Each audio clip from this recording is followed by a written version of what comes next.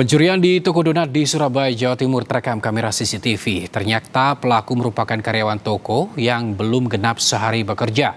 Sejumlah barang aset toko berupa mesin sealer, tabung LPG, hingga gawai untuk berjualan online dibawa kabur pelaku. Beginilah detik-detik pencurian di dalam toko donat di Jalan Kedung Rukem, Surabaya.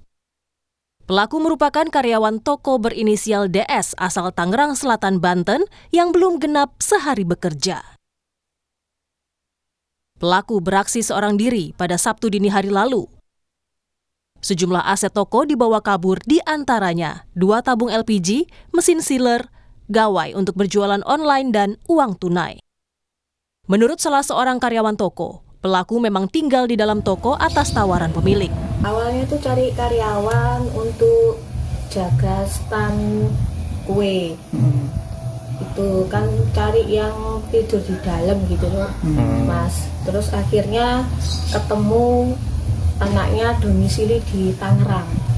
Sudah datang ke rumah, itu di training segala macem. Terus datangnya tuh Jumat jam 9 pagi. Terus jam 9 malam, Jumat jam 9 malam kesini.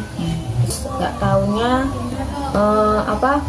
dia eksekusinya tuh Sabtu dini hari.